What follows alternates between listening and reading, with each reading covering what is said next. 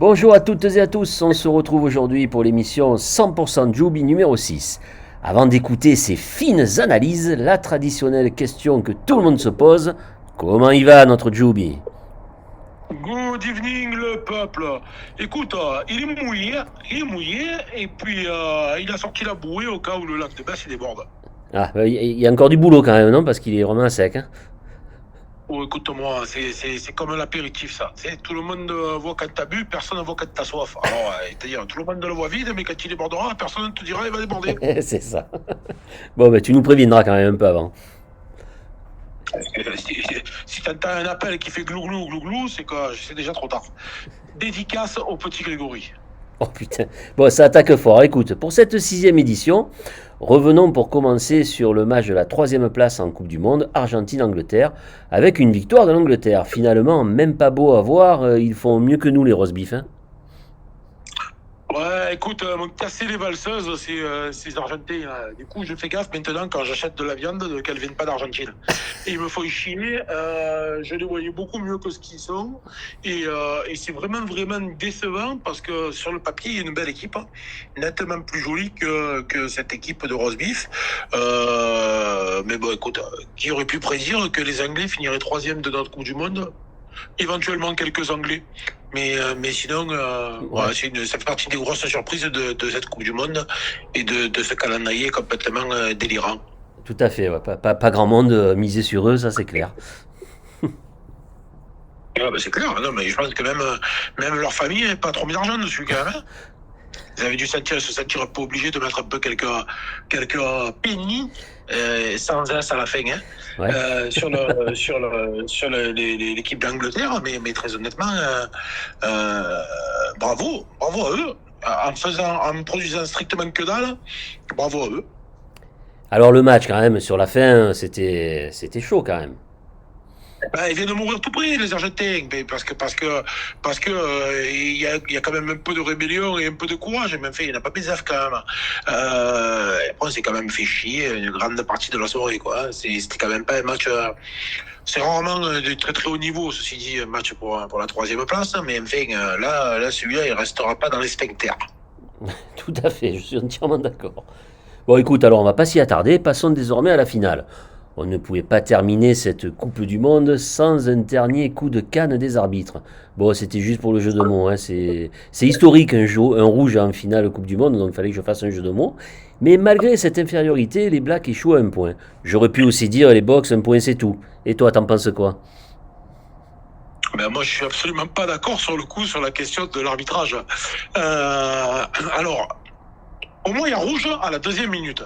Ah, C'est-à-dire que Fritzl, avant la Coupe du Monde, nous explique que quand on vient faire un déblayage, il va falloir maîtriser l'endroit où on retombe et ne peut pas retomber sur une articulation des joueurs adverses, sans quoi c'est mis en danger et donc c'est rouge.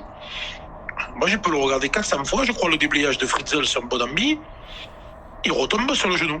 Et donc pour moi, c'était rouge dès le départ, même si c'est la deuxième minute. À un moment donné, on mhm. peut pas faire des règles à géométrie variable, que ce soit à cinquième minute, donc c'est pas rouge. Entre 5 et 10, on appelle le bunker. Et entre 10 et la mi-temps, c'est rouge après le bunker. Et entre la reprise et la 60e, c'est rouge direct. Ça marche pas ça. Donc à un moment donné, il y a rouge ou il n'y a pas rouge. Pour moi, il y avait déjà rouge là. Donc on peut estimer quelque part que l'arbitrage, il a presque été gentil avec le Black. Sur Sam Kane, il se baisse absolument pas, il met l'épaule dans la tronche, pour moi c'est rouge direct. Et il n'y a même pas de bunker à avoir. Après, sur Sia ici, très honnêtement, pour moi il y a des circonstances atténuantes, donc ça reste sur jaune et c'est normal. Allez, vous pouvez sortir un jaune éventuellement sur Edzevet, qui sort pas, et après le jaune sur Colby, il est totalement justifié, et c'est ce qu'on appelle une faute intelligente, parce que s'il n'y a pas ça, ils prennent la marée, et selon comme ça se passe, ils perdent le match. Ouais. Donc pour moi, il n'y a pas de scandale d'arbitrage. Il y a un grattage. On peut toujours trouver à un moment donné le grattage de Quagga Smith encore qui passe de même par terre, machin, truc. Ok, ben il n'est pas pris, il n'est pas pris. Mais très honnêtement, ouais, c'est la première fois qu'il y a un rouge en finale. Et alors, ça arrive relativement tôt. Et alors, il y a rien de scandaleux là-dedans, quoi. Il y a rien de scandaleux là-dedans. Après. J'entends déjà, enfin, je sais pas que j'entends déjà, je les ai lus et je les ai entendus. Les Bocs, depuis les quarts de finale, ils passent à un point, c'est l'arbitre, et c'est le scandale, et ils sont crevés. Alors, je te le dire tout comme je le pense. Quand tu gagnes un match d'un point, c'est de la chatte. Quand tu gagnes 2 matchs de fil de 1 point, c'est de la crébadisse. Quand tu gagnes 3 fois un match d'un point, ça s'appelle maîtriser l'événement. Voilà. Et c'est juste ça. Ils ont maîtrisé l'événement avec une défense extraordinaire. Moi, ils m'ont régalé. Ils m'ont régalé, les Bocs. En défense, ouais. Les Blacks, hein? Ah ouais, en défense, ils étaient imprenables. Eh ben ouais. Et à un moment donné, dans ce sport, pour gagner, il faut marquer 1 point de plus que l'adversaire ou alors encaisser 1 point de moins que l'adversaire. C'est assez simple. Soit tu marques 1 point de plus, soit tu encaisses 1 point de moins. Ni plus ni moins, quoi. Eh ben, eux, ils n'ont pas pris des points quasiment. Il a fallu qu'ils marquent qu'il y ait 400 temps de jeu pour qu'ils arrivent à marquer et à franchir une fois la ligne, les Blacks. Non, franchement, du grand art. Du grand art. Et je crois que sur cette compétition, c'est pas le plus beau que gagner. Mais si c'était plus beau qui gagnait en sport, ça se saurait depuis longtemps. Et avec la tronche qu'on se traîne, on ne gagnerait pas souvent, non? À qui tu penses, là, Méo? Écoute, je passais un paquet de potes à moi, quand même, parce qu'on a quand même eu quelques petits boucliers avec pied en feu. Et quand tu le vois, on se dit tous qu'on a beaucoup de chance d'avoir les femmes aussi jolies qu'on a, quoi. Parce que soit elles avaient la cataracte, soit il s'est passé un truc. C'est pas pour le pognon ni pour notre beauté, hein. Bon, écoute, on parlait, oui, mais c'était pour le jeu de mots, hein, l'arbitre, le coup de canne. Bon, voilà, un coup de canne des arbitres. Après, sur la demi et la finale, je suis entièrement d'accord avec toi. Moi, il me restera quand même en travers ce quart de finale, mais bon, on peut pas refaire l'histoire, c'est comme ça. C'est toujours dangereux de refaire l'histoire en plus, donc évitons. Mais ouais, non, mais c'est comme ça. Qu'est-ce que tu veux faire? La Coupe du Monde est morte, vive la prochaine Coupe du Monde. Et voilà, et puis on enchaînera sur les nouveaux événements internationaux, sur la nouvelle construction d'une équipe. On prendra du plaisir, parfois on aura des déceptions, parfois ça fera profondément chier, ainsi va la vie. Ce sera l'extase. Et puis voilà, et ainsi va le sport. Si au départ tout était calé, tout était réglé, je crois qu'on le regarderait peut-être moins. À la prochaine Coupe du Monde, en Australie, qui a perdu son sélectionneur, je crois. Il a démissionné. Hein. Écoute, à un moment donné, je crois qu'il avait démissionné avant la Coupe du Monde. C'est quoi? J'attendais celle-là, c'est pour ça. Celui-là d'escroc. Allez, beau. Bon, allez, on referme cette parenthèse Coupe du Monde. On parle maintenant du top 14, dont c'était le retour, ou le lancement, je ne sais plus très bien en fait. Alors côté toulonnais, ça s'est bien passé avec une victoire bonifiée 41-7 face à Yo-Yo et un Gabin Villiers tout sourire en fin de match. Bon, ils sont sur la bonne voie ou c'est encore coup-ci coup-ça les Toulonnais? Écoute, moi j'ai trouvé quelque chose de très cohérent. J'ai trouvé notamment une très grosse discipline toulonnaise. Et quand tu fais pas de faute, on dira ce qu'on veut. Quand tu fais pas de faute, c'est quand même beaucoup plus simple à ce jeu. Il y a deux façons de ne pas faire de faute. Hein. Il y a ce qu'on a vu là de Toulon et puis il y a ce qu'on a vu des Sudaf contre la France. Mais là très clairement une véritable maîtrise du match de bout en bout, hein, parce qu'en plus de ça on marque très vite, même si on a encore un peu quelques trous d'air. Ouais. Franchement très très bien quoi. Moi je suis très très satisfait de ce match là. C'est propre. Alors tu parlais de Gabin Villiers, ouais, ok. Moi c'est pas lui que j'aurais retenu du match. Moi, non, c'est pas. Je te précise, c'est pas que je le retiens, c'est qu'à la fin, à l'interview, ça m'a fait plaisir de voir un sourire éclatant comme ça d'un mec dont on lui a un peu cramé la Coupe du Monde et il revient en club, il est très heureux de jouer. Après, évidemment que c'est pas lui que je sortirais de. Drôle qu'il soit très heureux de jouer pour au moins deux raisons. Premièrement, c'est qu'il est professionnel et c'est son taf. Et deuxièmement, il a été mis dehors de l'équipe de France par un gamin de 19 ans. Donc je comprends qu'il soit très content de retrouver le chemin du terrain. Et encore heureux, parce que le contraire serait dramatique et pathétique. Après, moi je les écoute plus, les interviews d'après-match.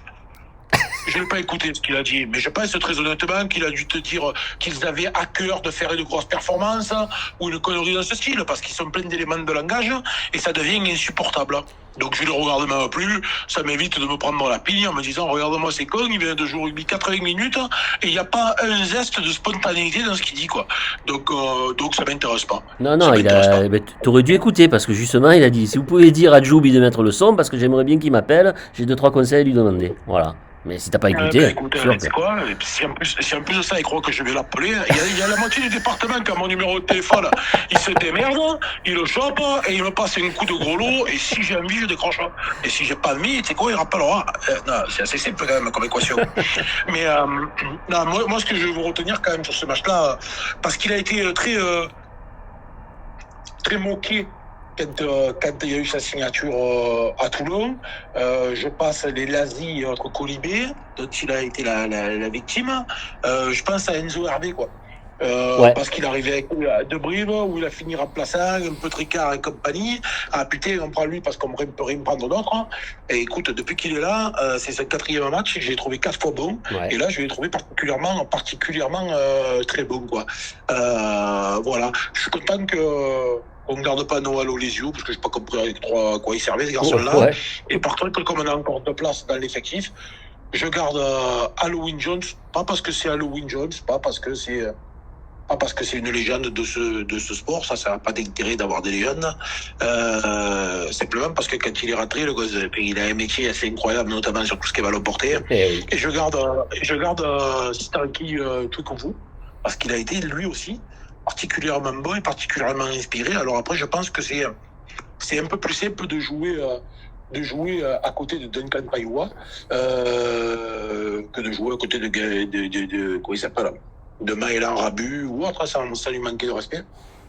Et je crois que voilà, c'est un peu plus facile de briller quand tu joues à côté de Paiua, qui a été très très très très performant, je trouve aussi. Emeric Luc, qu'on a retrouvé aussi. Parce qu'il était quand même perdu corps et bien.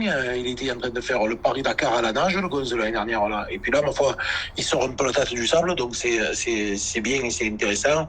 Après, que vaut réellement cette équipe de Yona, ça c'est toujours compliqué. Je pense que c'est une équipe qui est centrée sur les matchs à la maison, même si moi j'ai découvert quelques garçons intéressants. Je pense notamment au 3e ligne, là, Loïc Credos, qui est pas mal, il est pas mal ce mec-là. Voilà quoi. Après, ouais, non, je suis très satisfait de la performance, très satisfait de la mêlée fermée. On a puis aussi comment il s'appelle, White, qui est intéressant quand il rentre à la mêlée. Enfin non, il y a des choses qui sont vraiment bonardes et c'est cool quoi. Et c'est cool de retrouver aussi le top 14 et de revibrer pour un maillot qui nous est cher quand même quoi.